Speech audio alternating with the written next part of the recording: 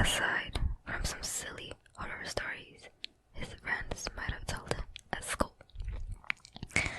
Look, how about I call Dad to come and get you, huh? I said, making my way towards the basement door. Though, no, Mom, don't do it. Hank jumped to his feet, dashing after me, gripping the hem of my apron. Don't call Dad. Why? His eyes welled up with tears. I don't like him.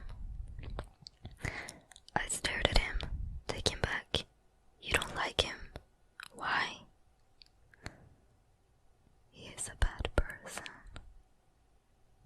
What? How can you say such a thing? He stuck up his bottom lip and said, he's very angry. He's not angry, sweetheart. What makes you say that? Well, Hank sounded hesitant. Yesterday after school, I went down to the basement to ask for some help with the pasta, and he was yelling at the lady. And then he hit her. I froze for a second. What pasta? What lady? He hid his face in my apron and shook his head.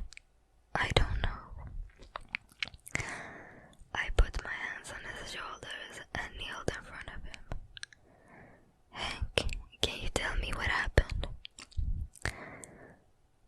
My husband was a stay-at-home dad and normally spent his time tinkering in the garage.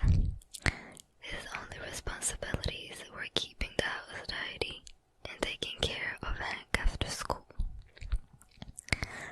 I always worked late and usually came home after a long day, and my son had already went to bed. Dad always had a new lady in the basement when I came home from school. I'm not allowed to go down there, but I hear them, Hank said. I have to get my own dinner, he said, but last night I forgot to turn off the stove and some water got on my arm. He pulled up his right sleeve, revealing a large area of burn marks on his forearm. I stared at it, and then at my son, my throat closing up. And then I went downstairs to tell Dad, and he was busy with the lady. He got very angry when he saw me. I didn't know what to say. My heart was thumping fast in my chest, making me feel lightheaded. Oh, what happened to the lady, Hank? I whispered. He wet his lip. I don't. She lives in the basement now. They all do. My blood ran cold. Stay here. I'm going to talk to your father. No. Hank grabbed my sleeve. You can't go, Mom. I have the baby. Don't worry about the ghosts. They won't get me. I just need to find out what's going on. No, you can't go. He kept repeating, frantically tugging at my blouse. Dad said you're not supposed to know about last night. I stared at him. What? This is important, Hank. Your father is supposed to take care of you. Hank crumbled to the floor, burying his face in his little hands. I'm afraid, he sniffled.